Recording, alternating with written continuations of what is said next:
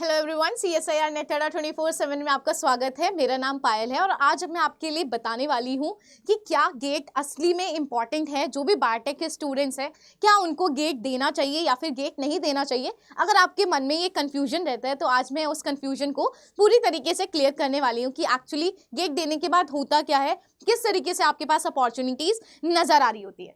तो गाइज, अगर आप भी गेट BT या फिर IIT JAM BT या फिर गेट एक्सेल के लिए प्रिपेयर कर रहे हैं तो सिंपली आप मेरे चैनल को जाके इनरोल कर सकते हैं। आप स्कैन कर सकते हैं, मेरा चैनल जाके ज्वाइन कर सकते हैं और आपको सारी इन्फॉर्मेशन, सारी जो अपडेट्स है, क्विजेस हो गया, PDFs हो गए, नोट्स हो गए, आपको सभी यहाँ पर अवेलेबल हो जाएंगे। तो चलिए गाइस, स्टार्ट करते हैं।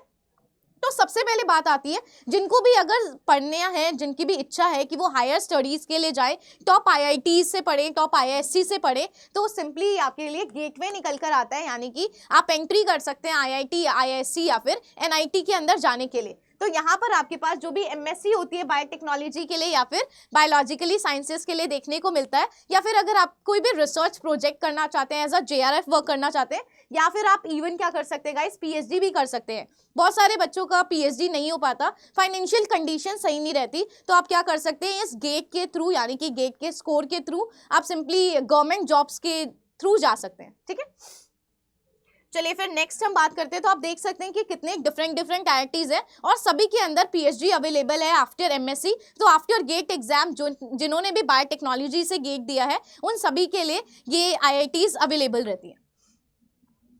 फिर हम बात करने वाले हैं कि आपके पास कौन कौन सी जॉब्स आती हैं, वेदर वो आपके पास गवर्नमेंट जॉब्स होने वाली है या फिर आपके पास PSUs होने वाले हैं। तो यहाँ पर आपके पास जो गेट BT है, इसका स्कोर अच्छा होना चाहिए। अगर आपका स्कोर अच्छा होता है तो खुद बार्क हो गया, DRD हो गया, IOCL, ये खुद आपको अप्रोच करते हैं, खुद बुलाते हैं कि आपको हमारा जो इंस्टीट्यूट है वो सिंपली ज्वाइन करना चाहिए। ठीक है, वो एज अ JRF भी आप वर्क कर सकते हैं और इवन साइंटिस्ट भी, या फिर जितने भी टेक्निकल रोल्स होते हैं जैसे कि टेक्निकल असिस्टेंट हो गया, साइंटिफिक ऑफिसर्स हो गया, इन सारे रोल्स अवेलेबल होते हैं बार्क, DRDO या फिर IOCL के अंदर। फिर हम बात करेंगे गाइस स्कॉलरशिप और स्टाइपेंड की। तो यहाँ पर आपके पास, आपको पता ही है कि पैसा कितना ज़्यादा इंपॉर्टेंट होता है और पढ़ाई के दौरान, कॉज PhD कोई एक छोटी मोटी चीज़ नहीं है, इट्स अ 24/7 जॉब। तो आपको हर समय सोचना पड़ता है, हर समय कुछ ना कुछ नया करते रहना होता है, एक्सपेरिमेंट्स करने होते हैं और इस दौरान आपको बहुत ज़्यादा फाइनेंशियली कंडीशंस भी आती है, यानी कि ट्रबल भी फेस करना होता है। तो जब भी आप पढ़ाई कर रहे होते हैं तो MHRD के थ्रू, यानी कि जो गेट है वहाँ पर MHRD के थ्रू आपको स्कॉलरशिप और स्टाइपेंड प्रोवाइड किया जाता है। अगर आप MTech करना चाहते हैं, MTech कर रहे हैं, तो उस दौरान आपको पर मंथ 12,400 रुपीज़ दिया जाता है। लेकिन अगर आप वहीं पे PhD में इनरोल हो जाते हैं तो वहाँ पे आपकी जो फेलोशिप होती है, जो स्टाइपेंड आपको मिलता है, वो 37,000 प्लस HRA मिलता है। और आपका जो HRA है गाइस, वो डिपेंड करता है कि आपकी सिटी कौन सी होने वाली है, आपकी XYZ किस टाइप की आपके पास सिटी होने वाली है। यानी कि आपको एक तरीके से सिक्योर कर दिया जा रहा है कि आपका जो मेंटल प्रेशर है, जो फैमिली के तरफ आपका जो प्रेशर होता है पैसों को देने के लिए,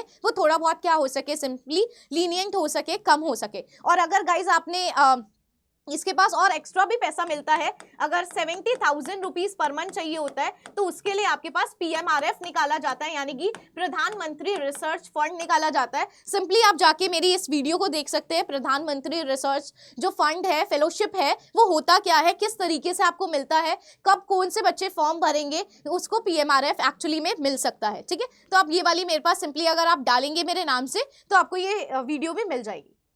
फिर हम बात करते हैं, इसकी इंटरनेशनल वैल्यू भी होती है। बहुत सारे बच्चे बाहर की तरफ पढ़ना चाहते हैं, फॉरेन में जाके पढ़ना चाहते हैं और उनको समझ नहीं आता किस तरीके से कौन सा एग्ज़ाम वो क्रैक करें, किस तरीके से वो बाहर जाएं, कैसे वो बाहर प्रोफेसर्स को अप्रोच करें। तो आपको कोई अप्रोच करने की यहाँ पे ज़रूरत नहीं होती। तो जिनका भी गेट का स्कोर होता है, तो बहुत सारी फॉरेन की यूनिवर्सिटी है, जैसे सिंगापुर हो गया, जर्मनी हो गया, इवन ताइवान हो गया, नॉर्थ कोरिया हो गया आपके पास। तो यहाँ पे सभी जगह, साउथ कोरिया हो गया, उन सभी जगह पे आपके पास जो गेट का स्कोर है वो एक्सेप्टेबल होता है, वो लोग लेते हैं। और आपको कोई भी अदर एग्जाम जो होता है, जैसे GRE हो गया, IELTS हो गया, ये सारे एग्जाम्स आपको देने की ज़रूरत नहीं होते। वो गेट स्कोर पर ही आपका जो PhD एडमिशन है वो हो जाता है और वहाँ पे भी आपको अच्छी खासी फेलोशिप मिलती है, फुल्ली पेड होता है आपका। ठीक है, तो आप देख सकते हैं वहाँ पे भी तो इंटरनेशनल वैल्यू भी होती है। साथ ही साथ गाइज आपको प्राइवेट सेक्टर एजेस मिलते हैं, यानी कि जो भी प्राइवेट सेक्टर में काम करना चाहते हैं, जिनका भी गेट क्वालिफाइड होता है, मान लीजिए 2 कैंडिडेट्स है, किसी का गेट क्वालिफाइड नहीं है और किसी का गेट क्वालिफाइड है बहुत अच्छे स्कोर के साथ, तो वो उसको लेना पसंद करते हैं, बिकॉज वो देखते हैं अगर इसका गेट क्वालिफाइड है तो ये अकेडमिकली स्ट्रांग होगा, इसने रिसर्च वगैरह कर रखी होगी और साथ ही साथ उसको ट्रेन किया जाता है R&D रोल से, ठीक है। तो जिनका भी गेट का स्कोर है और जिनका भी बायोटेक के अंदर इंटरेस्ट है, तो मैंने इंटर्नशिप्स भी बना रखी है, तो आप सिंपली मेरी इंटर्नशिप की जाके भी वीडियोस देख सकते हैं कि किस तरीके की बायोटेक की जो इंटर्नशिप्स है वो आती है। जिनको भी इंडस्ट्री के अंदर वर्क करना है उसके लिए स्पेसिफिकली BITP की एक इंटर्नशिप आती है, इन सभी से रिलेटेड मैंने अपने ही हमारे जो CSIR नेट है उसके वीडियो सेक्शन में आप जाएंगे तो आपको जो चैनल्स मतलब इसकी जो वीडियोज हैं वो सिंपली आपको मिल जाएंगी, ठीक है। तो आप जाके देख भी सकते हैं। बट गाइज रिमेंबर, एक चीज आती है, जो गेट BT है वो हाईली कॉम्पिटिटिव इन नेचर है, ठीक है, हाईली कॉम्पिटिटिव है और इसके अंदर इंजीनियरिंग मैथ्स वगैरह बहुत ज्यादा पूछे जाते हैं, इसमें न्यूमेरिकल्स बहुत ज्यादा होते हैं। तो अगर आपकी कॉन्सेप्चुअल क्लैरिटी है, आपको बायोटेक और इंजीनियर दोनों से प्यार है, तो सिंपली आप इसको प्लान कर सकते हैं। आपको स्मार्टली प्लान करना पड़ेगा, बिकॉज इसका जो सिलेबस होता है थोड़ा ह्यूज होता है, आपको रेगुलरली MCQ और न्यूमेरिकल की सिंपली प्रैक्टिस करनी होगी, तभी आप इस गेट BT को अच्छे स्कोर के साथ क्रैक कर सकते हैं।